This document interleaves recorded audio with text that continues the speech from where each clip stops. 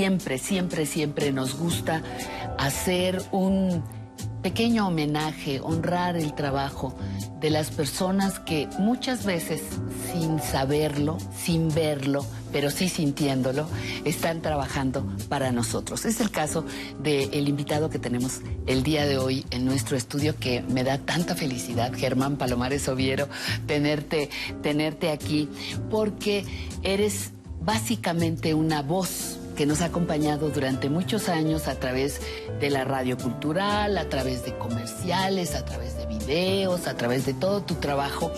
Y a veces no tiene rostro esa voz, si tú lo sabes. Bienvenido, Germán. Muchas gracias, muchas gracias. Gracias a ti, Patricia. Es un gusto que te hayas tomado la molestia de invitarme. ¿Cómo llega a ti la música a tu vida? Yo siempre dormía con música. Y el primer amor fue la música de España, porque había una estación llamada la RH que transmitía 12 horas solo música mexicana, Jorge Negrete, Pedro Infante, etc., y 12 horas música española. Y a la hora de dormir era el turno de la música española. Entonces conocí gente impresionante que luego pude conocer en persona, como Manolo Caracol. Justo con Manolo Caracol ocurrió que fue anunciado en el que después fue el teatro de Irma Serrano. Y al llegar, muy emocionado, yo de chico, había un letrero gigante diciendo que por causa de fuerza mayor no iba a aparecer Manolo Caracol. Pero de repente había una voz profunda, era Manolo Caracol en persona. Entonces, a partir de entonces, el vínculo de la música con el personaje que hace la música fue muy importante para mí. Empecé con música popular, como todos los niños. Empezamos, sí. Ajá. Nunca me aficioné por el rock, me gustaban un poco más las baladas, pero un día, en un viaje a Cuernavaca, apareció el tema del jazz. Yo dije, ¿cómo se llama esa música? La siguiente semana en la escuela volvió a sonar una música parecida. Y entonces sí hubo alguien que dijo, eso se llama jazz. Y bueno, pues eso fue el principio de la historia, cómo la música me atrapó. ¿Por qué te has limitado solamente al jazz o por qué te hemos encasillado solamente en el jazz? Me gusta que me llamen experto en jazz o allegado, como me han llegado a decir últimamente. Pero en realidad a mí me gusta la música en general, como tú dices. Y yo tengo mucho más tiempo comentando música clásica que jazz. Pero pues a nadie se le ha ocurrido decir que yo sé de música clásica. Exactamente. Y por otra parte, mi vida personal, cuando no estoy frente a los medios, etcétera, cuando quiero oír mi música, generalmente lo que escucho es música brasileña. Ándale, que esa es la otra faceta, por eso digo que... Sí. A ver, la música clásica, estuviste como voz en Radio Universidad Nacional Autónoma de México. Eso es una formación para las voces. Claro. Muy que sí. importante. Muy importante. Estuviste muchos años trabajando aquí en Canal 11. Muchos años. Todo esto vivido, toda esta capacitación a lo largo de tu vida, todas estas experiencias, ¿cómo la cosechas hoy? He tenido siempre la oportunidad de trabajar en oficinas. He sido director de comunicación o gerente de comunicación de muchas entidades. Y yo creo que lo que he logrado es simplemente tener una vida que me satisface, una vida que no es monótona, una vida que me permite jugar con mí mismo, estar de buen humor, sentir que soy productivo de alguna forma. Siempre digo que yo estoy empezando. No importa cuántos años tenga trabajando, no importa cuántos años tenga de edad, mi convicción es de que estoy empezando, que tengo muchas cosas por aprender. Yo lo que quiero es estar frente a cualquier reto de comunicación. Exacto. Ver gente, tener más amigos, tener más vínculos con la gente que no conozco y ser la mejor clase de ser humano posible.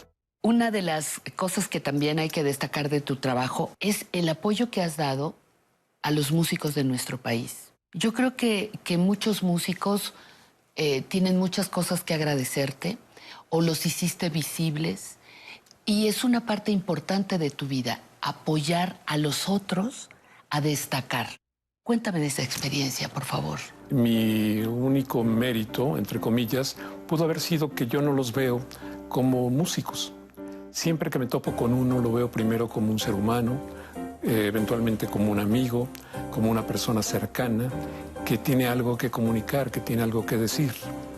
Y eso me ha permitido a lo largo de muchísimos años conocerlos casi a todos, ver al músico simplemente como el instrumentista, ver al músico como el hombre que tiene que ganarse la vida tocando un instrumento, es verlo muy escasamente, porque la mayor parte de esa gente es muy sensible, tiene muchas cosas que decir más allá del instrumento, y creo que en los músicos y en los artistas en general el país tiene una gran riqueza. No sé si esa riqueza ha sido valorada suficientemente. No sé si en estos tiempos, sobre todo, se le da al artista el lugar social que merece, pero estoy absolutamente convencido de que sin artistas, sin músicos, sin esos seres humanos ultrasensibles, la vida sería muy diferente, la vida social y mi vida personal. Creo que habría que ver a los artistas y sobre todo a esos que a veces presentan debilidades con otros ojos y sobre todo con otro corazón, con otro cariño. Tú empezaste con tu radio de transistores en tu casa. Seguramente escuchaste alguna vez los radios de onda corta para oír la música de otros países. ¿Cómo enfrentas, cómo vives, cómo disfrutas toda esta evolución tecnológica? La radio no es la radio que tú y yo, en la que tú y yo nos formamos. Me llama la atención que menciones la onda corta porque sí, efectivamente tuve mucha cercanía. Fui corresponsal durante muchos años de La Voz de los Estados Unidos, lo llaman La BOA. Trabajé durante algún tiempo después de hacer una beca ahí en La Voz de Alemania. Creo que encontrar un reto, que eso suelen ser a nuestra edad, a nuestros años, cómo se maneja, cuáles son las implicaciones, cuál es la trascendencia, qué es lo que uno puede hacer con esos aparatos, siempre es motivo de regocijo, de alegría. ¿Cómo estás viendo la evolución de la radio en este momento? ¿O no hay evolución? Creo que la radio, como tú y yo la conocimos, como muchos de nuestro auditorio la han conocido a través de su vida, está severamente contaminada y en proceso de muerte. Sin embargo, creo que las nuevas tecnologías de las que estábamos hablando rescatan el valor de la voz y rescatan también el valor de la imagen. Me parece que era muy poético, era lindo imaginarse el rostro, la personalidad de alguien a través de la voz. Pero creo que ahora funciona mejor relacionar una voz con una imagen, con un rostro. Cuando yo llegué a Radio UNAM en 1970, los locutores, los productores y toda la gente involucrada en hacer la radio eran primeras figuras de su especialidad. Eran el tope de lo que por inteligencia, por conocimiento y por imaginación puede ser un profesional de la comunicación. Te lo digo sin subestimarme, te lo digo de verdad. Yo empecé a poner el desorden. Yo fui el primero que siendo estudiante admitieron como profesional sin ser. Como vos, ajá. Y ahora creo que a través de las plataformas, a través de las redes sociales, a través de estos canales que van por internet, hay muchas personas que se atreven a hablar de lo que no saben. Y entonces me parece que en la era de la supercomunicación hay también el inicio de la era de la superdesinformación. Y eso no es muy agradable. En esta etapa que estás viviendo, ¿qué te falta por hacer? Ya que hablas del futuro, ¿qué pendientes tienes como proyecto próximo? Me falta muchísimo.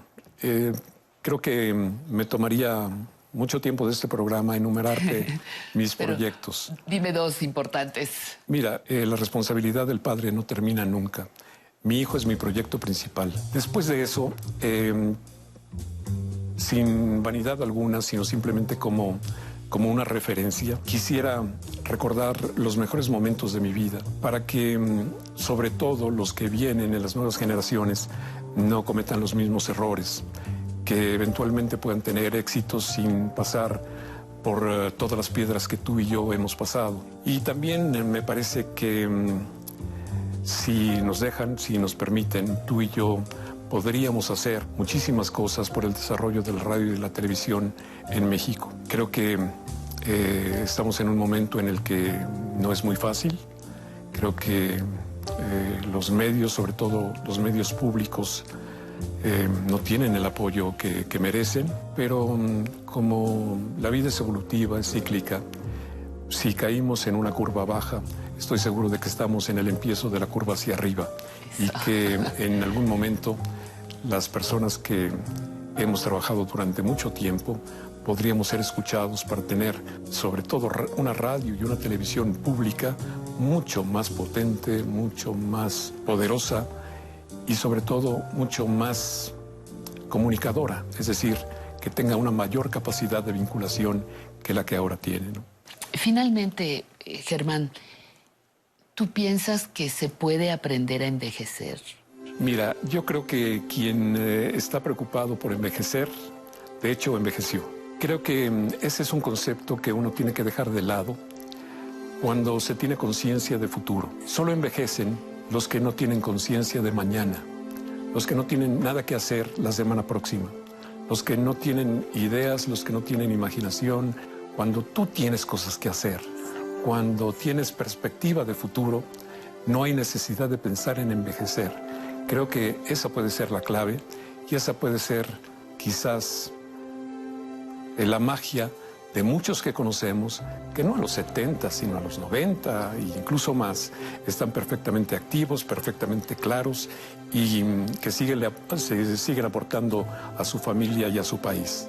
Creo que debiéramos olvidarnos un poco del concepto de envejecer y creo que debiéramos tener muy, muy en cuenta que tengamos los años que tengamos, podemos ser productivos, podemos ser solidarios, podemos ser creativos y podemos ser seres humanos completos, a pesar de que nos duela una rodilla o que, como en nuestro caso, aparezcan las canas y aparezcan muchas.